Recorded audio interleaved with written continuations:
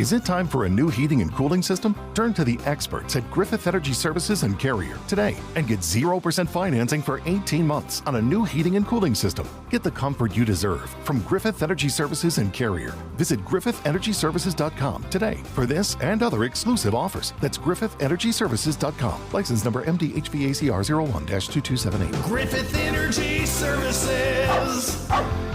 Doggone dependable. We just wanted to get into a career field where we were more respected than the media, so we picked politics.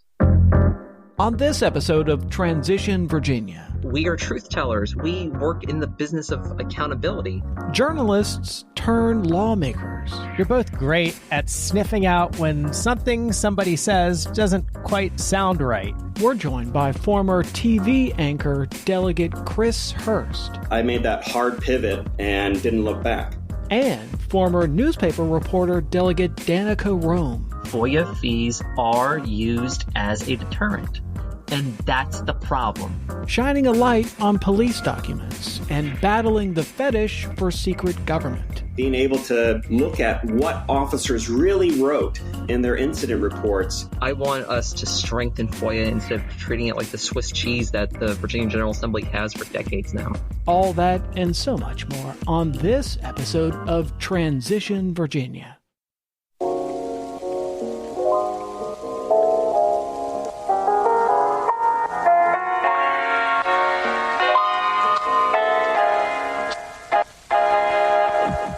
Welcome to Transition Virginia, the podcast that examines the ongoing transition of power in Virginia. I'm Michael Pope. And I'm Thomas Bowman. Today on the podcast, journalists turned lawmakers.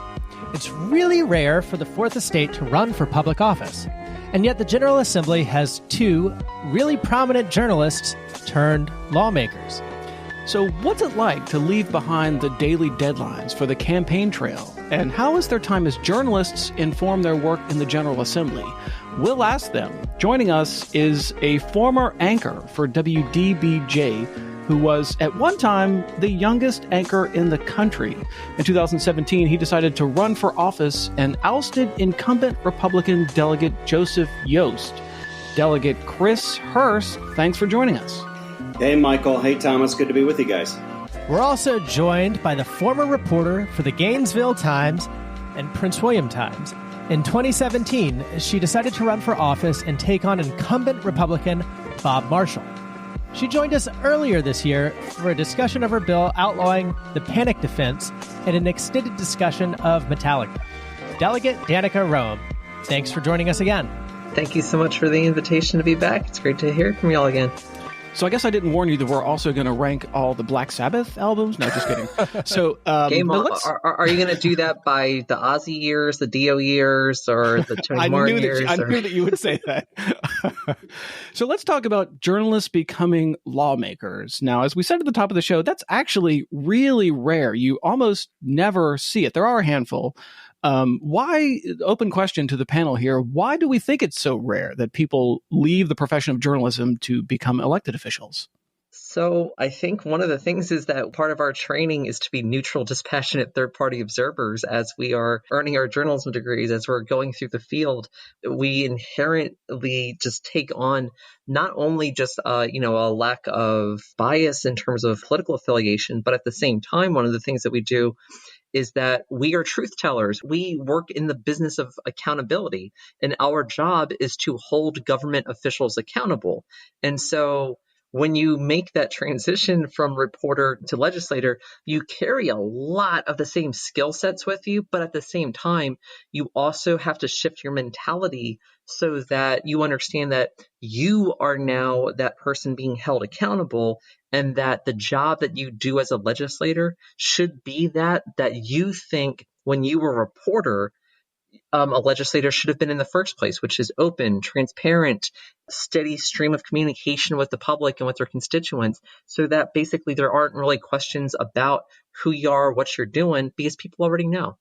Well, I think every reporter who's on the scene and interviews a politician at some point in their career looks at them and says, well, hell, I think I could do what this idiot does. Guilty as charged. Yeah, right. So I think that It does overlap a lot of different skill sets. You are exposed to a lot of the same kinds of issues and are able to then have an informed opinion about them when you cross over into the political arena. But I really think that a lot of folks see the media and have a very low opinion of them. So I think for Danica and I, we just wanted to get into a career field where we were more respected than the media. So we picked politics. Wow. Yikes. Now, you mentioned earlier the sort of knee-jerk reaction to be neutral and dispassionate. Was it difficult for either of you or both of you to make that leap to suddenly not be neutral and not be dispassionate? It wasn't too terribly difficult for me. I think that, it's not rocket science how to maintain neutrality and how to be an effective reporter, anchor, journalist, and do your job. But it doesn't mean that you still don't have opinions. I remember saying that I had to make that hard pivot, that I had to kind of go all in on this new approach if I wanted to be successful, which meant trying to run for elected office and trying to share a vision for what you believe your community should be in the future. And that opinion, is something that you would never solicit when you were in journalism. Not that you didn't have them, but because you were professional and that's, part of what professionals do. But I made that hard pivot and didn't look back. So what I did was I took one skill set I had developed as a print reporter, which was op-eds and writing editorials, for example, which is something that I started doing, quite a few years into my newspaper career. I basically took that skill set and I started writing long form, opinion stuff that I would put up on my Facebook page, for example. And anyone who knows me and knows my style of legislating is I never spare a detail, and that I will bury you in facts any chance that I get the opportunity to do so. And so I wrote my own platform. It was 2,400 words or something like that. And what I did that was so different in my primary in 2017 compared to a lot of other candidates is every day I would be commenting on the news, or I would be commenting on my predecessor's bills, or what he wasn't getting passed, what he was trying to prioritize, whatever. And I would have these long form explainers that I would do online that were so researched, they were fact-based, and I could, show back to, people with graphics or whatever. And in that regard, I was able to do something that I was already good at, which was, long form news writing, only basically with the idea of okay, here's what I would do differently. And one of the things about news writing is that when you're writing for a newspaper, you get the luxury of calling out bad things without necessarily having to identify an acceptable alternative, or at least not a lot of detail to the acceptable alternative. What I decided to do was have a lot of acceptable alternative. And one of the other good things that I had was my training at the hotline. My secret weapon in the campaign was that I spent 3.5 years covering campaigns for federal and state campaigns for the National Journal's hotline. And that taught me everything I could possibly know about a campaign without actually having been in one. And so by the time I had my candidate campaign training program with the LGBTQ Victory Institute in November 16, I was ready to go. Okay, so we've got two interesting stories here to talk about, each of you leaving journalism and deciding to run for delegate. And Danica, you were just alluding to some of that. Would you expand on that decision and what you found once you left journalism? What made you decide to leave journalism and run for office? And which of those skills have translated the most? Well, it's not unprecedented to do it. Delegate Lee Ware, who's been around the House for more than 20 years, he was a former reporter and editor in New Hampshire. Delegate Shelley Simons, who first ran in 2015, then again in 2017, and was finally elected in 2019. She was a newspaper reporter in South America, actually in Ecuador. And the late state senator John Miller, he was a reporter. So it's not like reporters had run in Virginia, but it tended to be that you didn't have a lot of nationally known state legislators who happened to also have been reporters.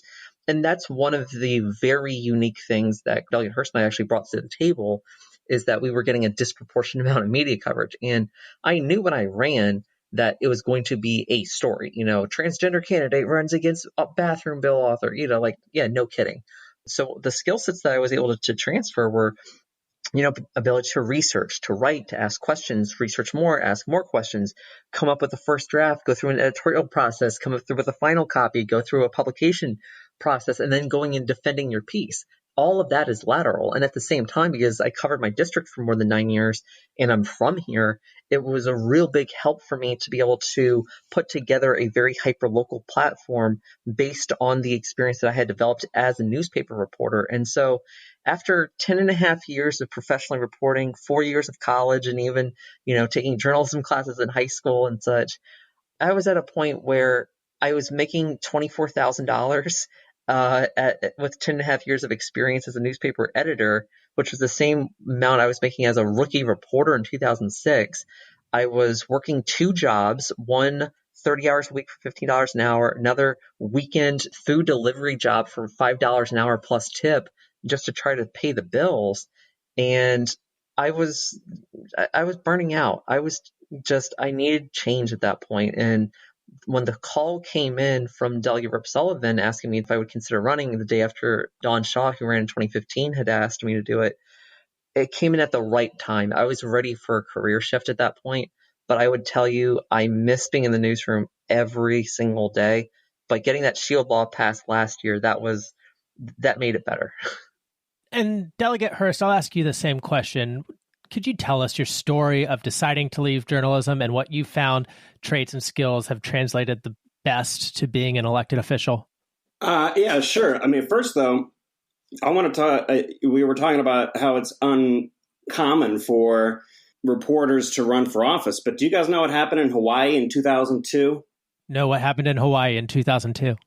In Hawaii in 2002, about a half dozen reporters, either at local news stations or the paper or nationally at CNN, decided to run for office. There was a guy who ran for state rep, who was a reporter at KHON, a former CNN and local TV journalist who ran for lieutenant governor, another former TV reporter and producer who ran for city council, a reporter who ran for state senate, a councilman who was someone who ran for council as a reporter. This all happened in 2002, in 1 year. And I don't know what happened in that year. But when you read the news articles about why they decided to run for office, it was a lot of the same stuff that I was mentioning at the beginning, which is that a lot of people who are reporters, they might get frustrated with the things that they see in politics and think that they wanted to go in and try it themselves. And I don't think that it is rare. And it's certainly, rare in recent memory that I can remember, except for Danica and me. But it's so bizarre to me what happened in 2002 in Hawaii when you had 6 of them decide that they were going to, leave their jobs and run for office. Yeah, I've often thought covering the Hawaii State House would be a pretty sweet gig, right? I mean, like a former colleague of mine, Nancy Cook-Lauer, writes for All Hawaii News, and I loved seeing her updates. I bet Hawaii politics are super fun to cover. But Delegate Hurst, talk about your personal story, though, making that decision to leave the profession that, you have done basically all of your professional life. Walk us through that decision. Well, it's kind of painful for me to talk about, and it's really kind of unique and strange.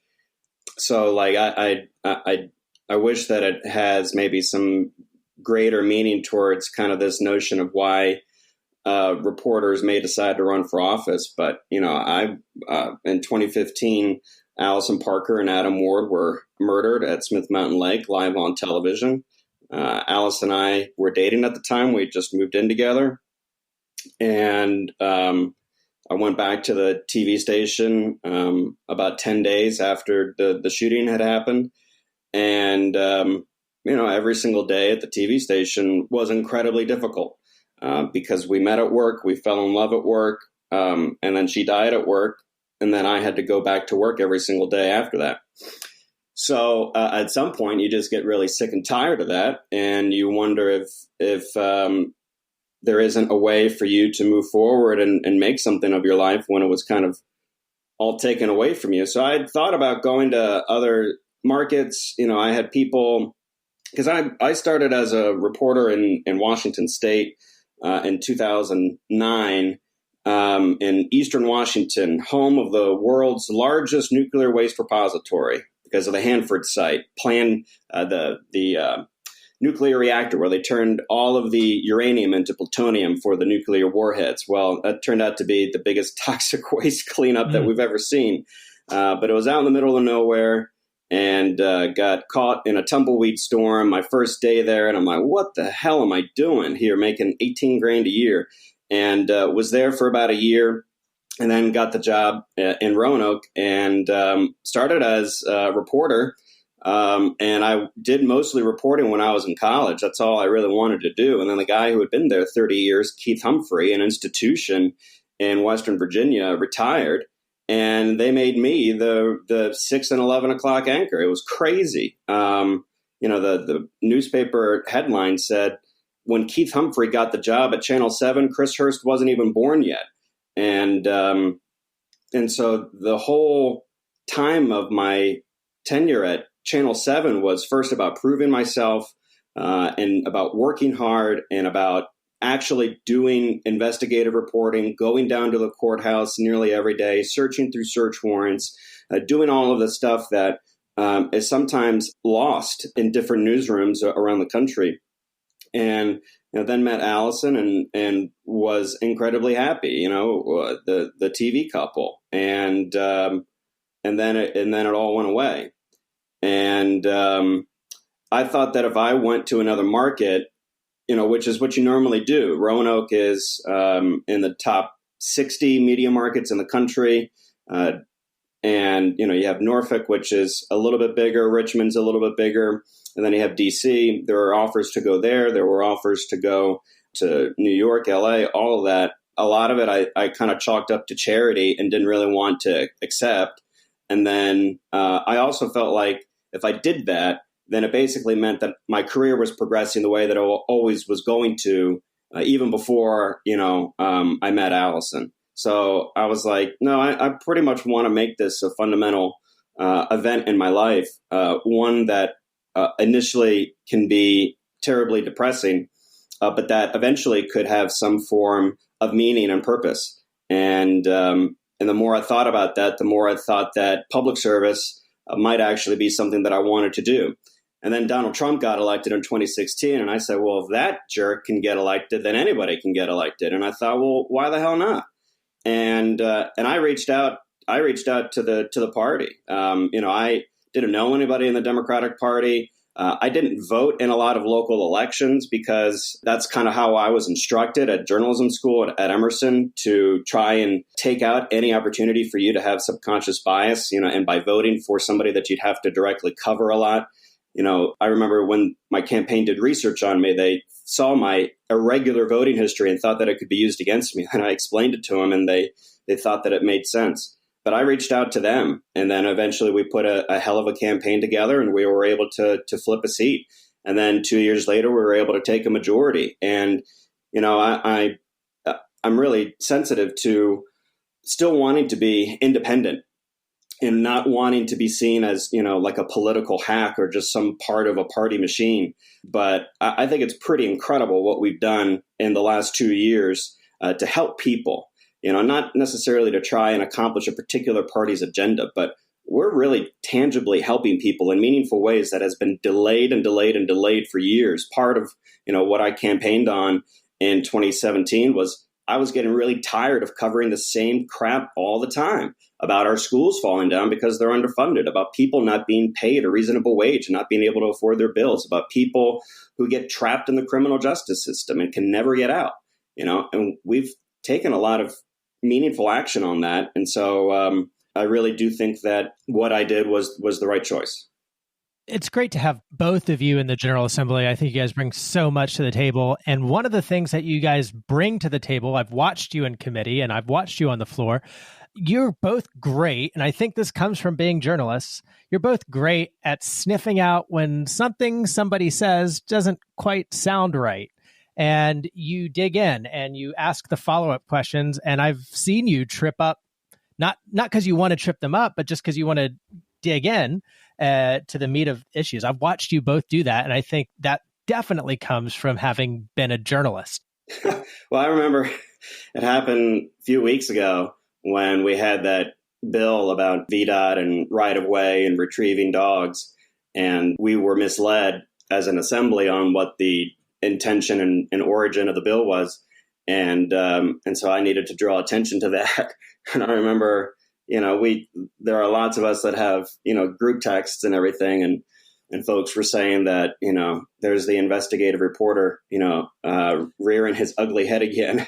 And so, yeah, I think for me, I don't know. I really want to be a workhorse and not a show horse. And Danica is exactly the same way. I think a lot of times we can't get out of a spotlight, even if sometimes we're trying to maybe pass it to somebody else. But I think like Danica also showed a tenacity, like this real great reporter's tenacity.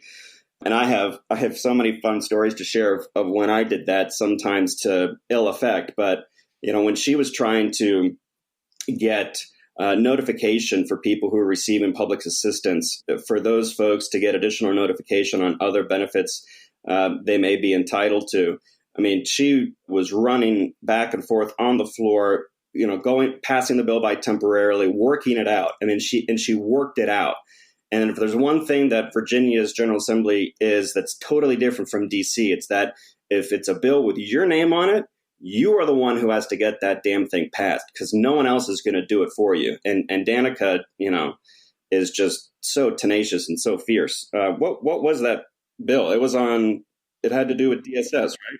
Well, one, thank you, Delegate Hurst. That's very kind of you. And second, that was a bill where I've been working with the Department of Taxation, Department of Social Services. It was basically designed to combat child welfare fraud, which you would think that everyone would be able to agree on. And nothing came up on second reading, which is when you're supposed to debate. And so instead, they tell me that the morning of third reading, I was like, no. Keep in mind, my mother's from the Bronx, and I was raised in an Italian Sicilian household. Like, you're not killing my bill, no. So, I had to take on Delegate Lee Ware, who's an absolute gentleman, by the way. I'm not going to say a negative thing about him. He really is a statesman. I could tell when he was telling me that he was not too enthused about having to kill that bill, and so I stood up on the House floor and made him a case for it. He withdrew his motion to send it back. I made the best case I could for the bill based on my word and my work ethic. And I actually ended up winning kind of a gag gift award from the caucus afterward for the Never Say Die Award, which is named after a Black Sabbath album. Yes, it is. One of the stories I was going to tell was last year I was in the House Transportation Subcommittee, and one of the members from the other side who had, like me, been critical of the tolls on I-66 was introducing a bill to add reverse tolls to I-66 because for some reason this makes sense in the Republican caucus that they're opposed to tolls, so they want to add more tolls. And so I told some of the members sitting next to me, I was like, let me handle this one. And I just started asking question after question after question, and I got to a point of saying, like, so I would ask the delegate here, would you say, do your constituents ever go into DC during the evening or come home in the morning? And he's like, yes.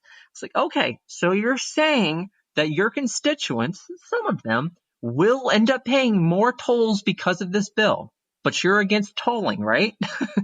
And it was the only time I motioned to PBI a bill the entire year, because PBI is like the harshest death you can give a bill. And typically we just gently lay a bill on the table, but that one had to die violently for a reason. And it was just like, I wanted to make a case on this of do not show up in front of the Transportation Committee telling us one thing publicly and then trying to act another way once you get here. That's just not how things are going to be. And so I've also seen Delegate Hurst really, really go into account. And one of the things I really like with him is on the House floor, very rarely do you see our former news anchor ever stutter or trip over his words. He always has his speeches well put together, even if he's doing it on the fly. He always has such a good argument for when he makes them. But when the Republicans try to gang up on him or try to surprise him, he calls them on their crap every single time. He's so good on his feet and he's so good on the floor. It's just really something to watch. Well, I sometimes need to filter myself and have more that attitude I had when I was on the TV station to, make sure I didn't curse on air. But, calling everybody chumps last year was probably not the right thing to do. It didn't help my bill get passed. That was eloquent. Yeah. But, I think when you're on TV and I initially pursued TV news because I wanted a job where I pretty much could just watch television all day. And because when I was a kid, I was a juvenile delinquent, going to summer school, failing classes, detention every day. So, and I was also a choir boy when I was a kid. So I guess I just, I do like to hear myself talk, just like most politicians do. And I'm working on it. I don't like to do extended questioning of people who come to testify on bills or delegates as they're presenting their bills or senators. I try and be respectful of people's time and that I really try and do my homework ahead of time. And I really try hard not to make people look bad unless they really are just trying to pull a fast one on us. I do think that we have a lot of questions, especially on the floor. I wish that people would just say what they want to say and speak to the bill instead of trying to bait other delegates into like lines of questioning that are always not started in good faith. So that's just, I have a lot of thoughts on kind of how we do the process of legislating, because it's so much like a sport with a rule book and unwritten rules and etiquette. That's a lot of the stuff that I try and pay attention to, that I think is really important, that I try and be a good colleague. Okay, well, we've got to take a quick break. When we come back, we'll discuss how being a journalist can inform the issues an elected official can care about. And so we'll discuss what some of those issues are when we return from the break.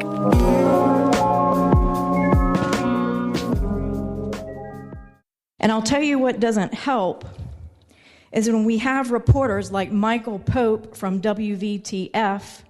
These were not rioters and looters. These were patriots. I never called the people who stormed the Capitol patriots. These were not rioters and looters. These were patriots. I never called the people who stormed the Capitol patriots. We have to hold our media accountable. You can help our podcast hold people in power accountable. Head over to transitionvirginia.com and hit the button that says Contribute on Patreon. For as little as $3 a month, you can help us speak truth to power.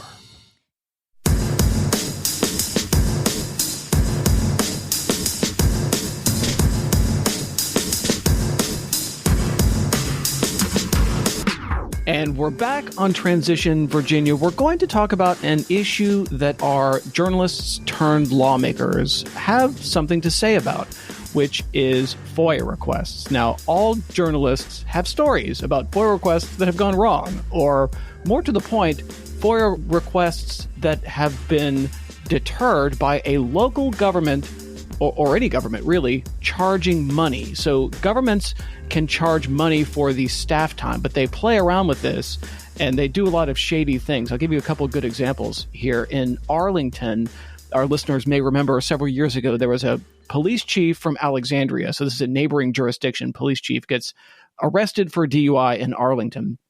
And so the police agency there said, oh, you want the booking photo for David Baker? We're going to charge you $24 for the booking photo, and actually charged 4 different news organizations for a total of $96 that they took in by just giving that booking photo out to 4 different news agencies.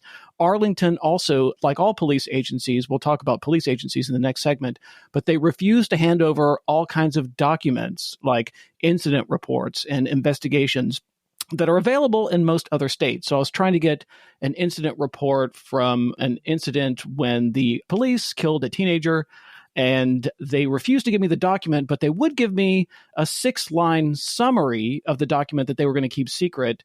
But, oh, by the way, they were going to charge for the staff time. So $31 for a 6-line summary of a document that they were going to keep secret. And then there was also a time when I tried to get all of the FOIA requests that were sent to the Arlington Police Department. They wanted to charge me $573 for just a copy of the FOIA requests, not the actual responses, just the requests. So Delegate Roem, you have a bill on this that is now being considered by the FOIA Council, right? Talk a little bit about this effort to crack down on governments like Arlington that abuse the FOIA process to keep public documents secret. Oh, why should I look at Arlington when I can look at my home of Prince William County? I've got it. I think this is one of those issues where before I got sworn in, so this is after the 17 election, but going into 18, I was on the phone with the Virginia Municipal League, and I was planning to introduce the first version of my bill to ban FOIA fees, particularly for the first 2 hours it takes to complete a FOIA request.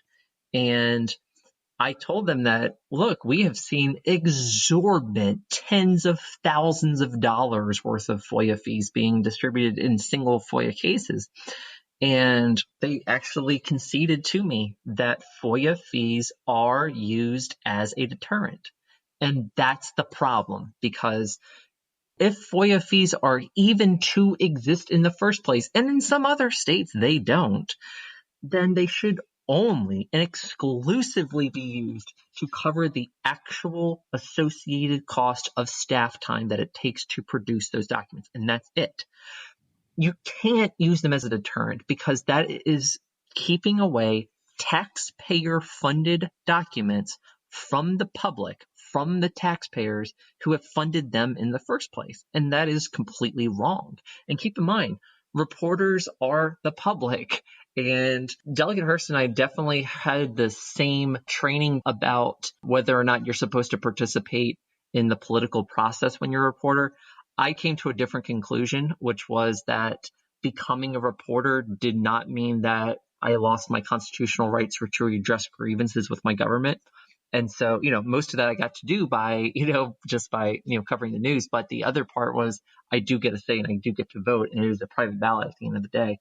But anyway, going into the 18th session, when they told me it was a deterrent, I was like, okay, we need to do something about that. But the Republicans had a majority at the time, and my prioritization at the time was actually what I thought was going to be a little bit easier of a lift, was to get a Freedom of Information Act ombudsman at the state level who could help mediate FOIA disputes. I thought if we had something like that, that in and of itself would cut down on perhaps some of the need for FOIA fees in the first place. So I worked that FOIA ombudsman bill for my first 3 years in office, and it gradually crawled along, but still never made it to the House floor. And that's something I'll be bringing back next year. But what I will say in the meantime, though, is that I had a constituent, her name's Stephanie Miner, whose daughter is autistic and was on a school bus from my former elementary school, Loch Lomond, to Mullen Elementary, so right here in the 13th district. And she had been physically dragged on the bus by an adult because she was basically more or less having a panic attack. And the mom, Stephanie, she wanted to see the video of what happened to her kid. And she was being told it was going to cost thousands and thousands of dollars to be able to get it. And in fact, she had to pay hundreds of dollars up front just to be able to put in the request in the first place. And then for a redacted video, they were going to charge her 4 figures for it. And I think it was like WJLA had to end up like covering part of the cost, and she got a shorter version of it than she wanted. And it was absolutely ridiculous that this mother who wanted to see what happened to her child was having to make the equivalent of half a year's worth of paying the mortgage.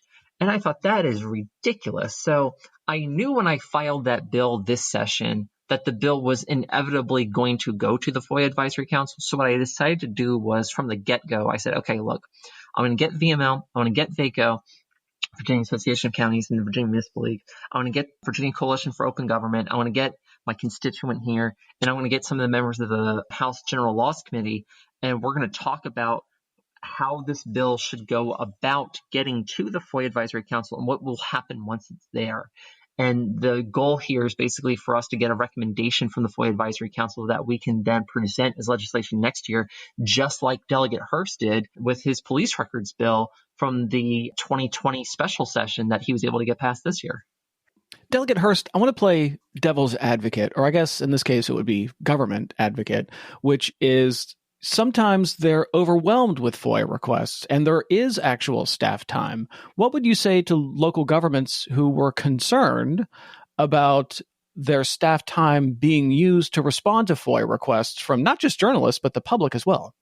Yeah, I don't have as big of an issue overall with pricing people out for fees, even though it definitely does happen.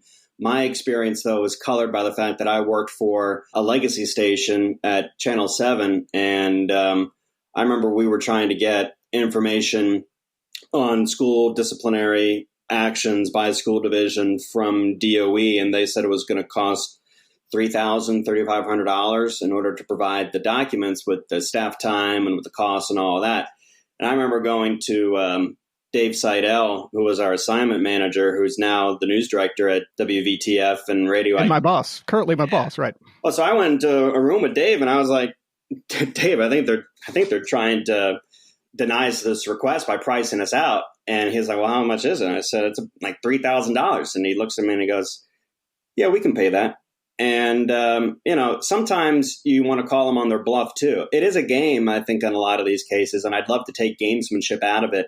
But the whole reason why we have it in FOIA code to allow for reasonable charges is because it does take up a lot of time. And with this FOIA bill for criminal investigative files that's coming online on July 1, do I think it's going to be this cascade of work that is going to besiege our law enforcement organizations, those custodians of record? No, but it is still going to be something they're going to have to physically do. And so I'm sensitive to that. I can understand that. Okay, so legislative emails are considered working documents and exempt from FOIA, and that infuriates people trying to get to the bottom of an issue sometimes. So what is your perspective on this, and how has it changed, if at all, since becoming an elected? Well, I have a newfound appreciation for how a bill actually becomes a law and how much the Division of Legislative Services really is a part of that. And those attorneys at the Division of Legislative Services are our counsel. They are acting as our attorney. And I have frequent email conversations back and forth. I can think of a couple of email threads right now where I was talking with those attorneys. And there is, there's privilege for that because we're having honest conversations about something that is about, writing that legislation in a very technical way. And I wouldn't have a problem with opening up access and letting people kind of see more of the process and how the sausage gets made. But I think one of the main reasons why I would, honestly be a little apprehensive about that is because I'm pretty glib and pretty honest in a lot of my email responses. And I just wouldn't, Lord knows everybody takes everything out of context right now. I wouldn't want that to happen. So when my office gets FOIA requests, we never throw around the idea of charging someone a fee, even if it's frivolous, even if it's annoying. We just do the damn thing. We just process it and we get it done, And from 2017, I was getting the question of, well, okay, so maybe some of these FOIA fees are excessive, but what do you do about frivolous ones? Someone who's just going to start filing them willy-nilly. And I'm like, oh, look, you can put a reasonable cap. You can do X, Y, or Z. There are ways to mitigate this.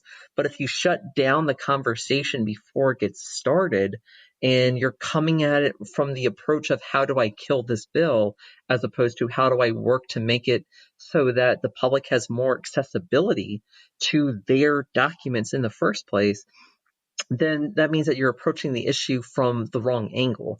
And one of my approaches as a legislator is, how do we get to yes? I mean, look, I have voted against a lot of FOIA exemptions. Even one, I remember Delegate Hurst actually calling over to me and being like, you sure on this one? So, but at the same time, when there's FOIA exemption bills that are on the uncontested calendar, you want to pick your battles a bit. And so I don't have a perfect record on opposing every single one, but I am really picky. And so that if any of them were on the regular calendar, oh my God, I'll vote against it in a heartbeat. I want us to strengthen FOIA instead of treating it like the Swiss cheese that the Virginia General Assembly has for decades now. Speaking of FOIA exemptions, we're going to take a break and talk about police documents, which are exempted largely from public disclosure. So we'll be right back.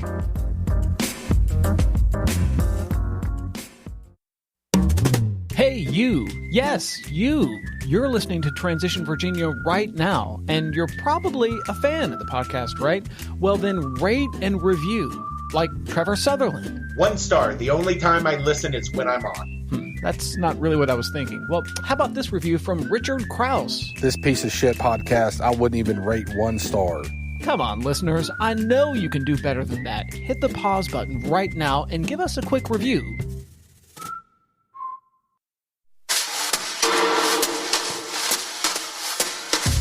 And we're back on Transition Virginia. We're talking to former journalists turned lawmakers about their experience in the General Assembly and how they take that experience from journalism into their work as lawmakers. Now, in this most recent session, Delegate Hurst, you had a very interesting bill about police documents. I think many of our listeners probably would be surprised to learn how unavailable police documents are in Virginia.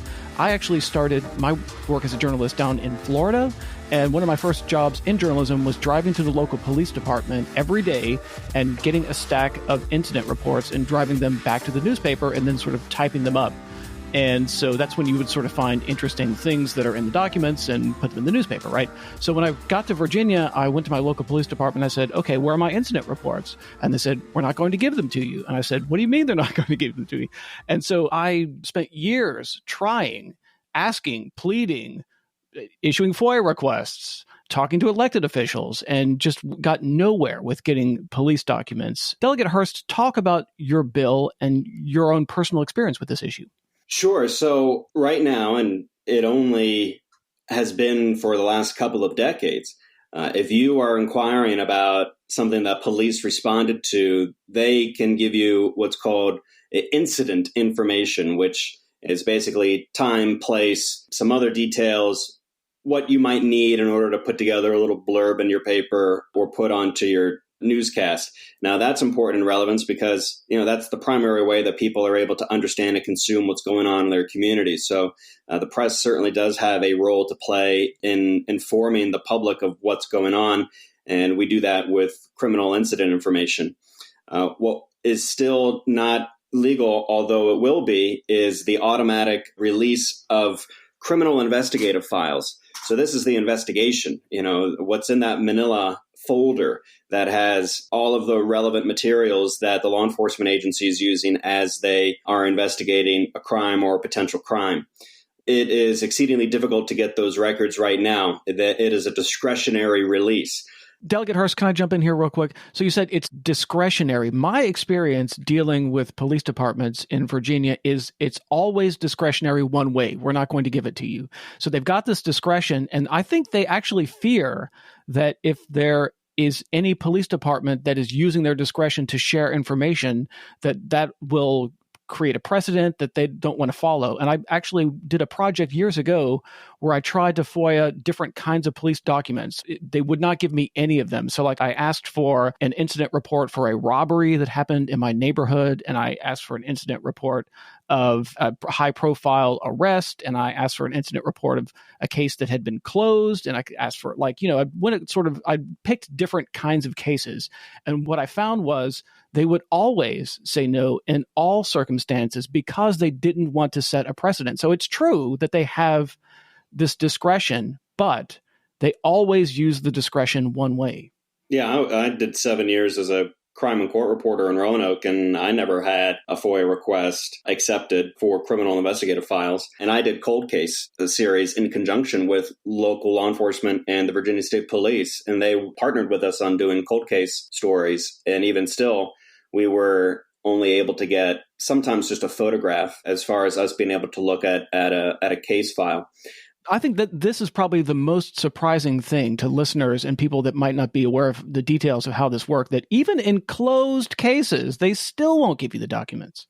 No. And that is destructive to the public because I think it erodes trust in our institutions, especially one that is so important as law enforcement to investigate crimes that happen to us as citizens.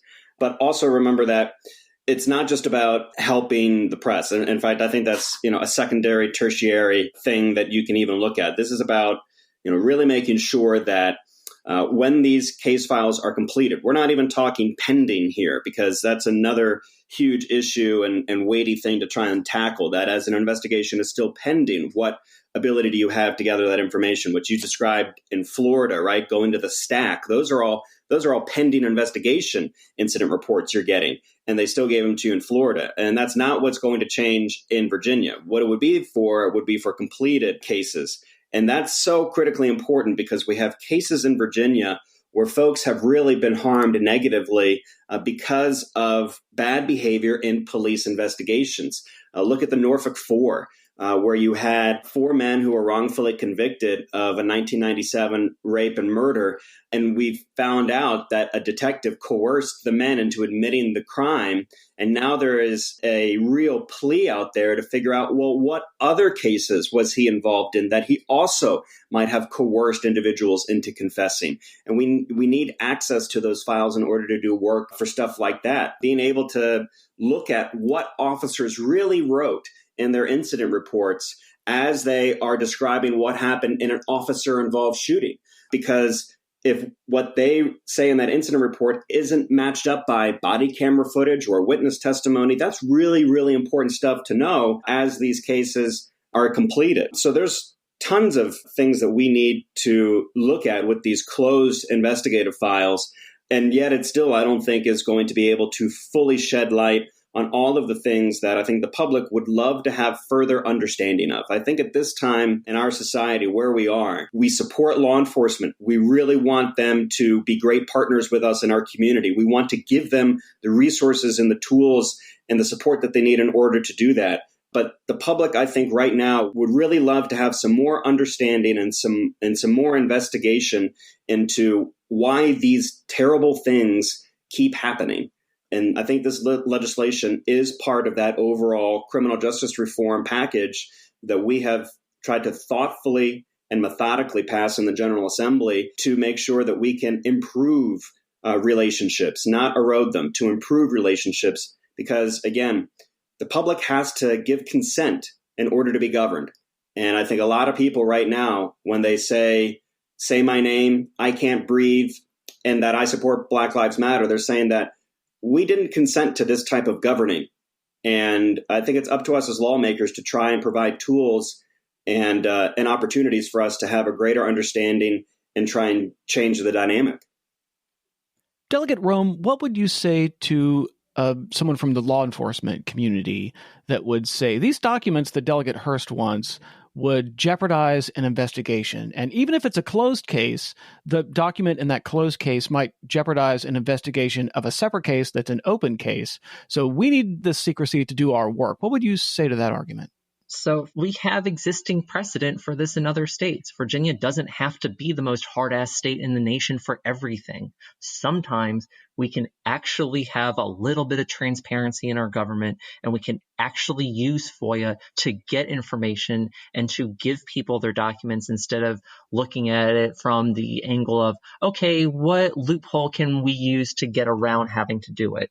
And what Delegate Hurst is asking for here and what the law is now is not going to impede an existing criminal investigation, nor is it going to hurt your ability to go back into, a file here. What we're doing here is we're trying to bring light to real problems that have come up. And the sort of requests that are going to come up for this are not going to be frequent, but when they do come up, they're going to matter a lot. That's a nice place to leave it. If you have comments, questions, disagreements, serious objections to what you just heard, or maybe you only want to tell us what you think about the show, write an email, send it to us at transitionvapodcast@gmail.com so we can read it on the air. Subscribe to Transition Virginia anywhere pods are cast. Follow the Transition team on Twitter @TransitionVA and find us on the web at transitionvirginia.com.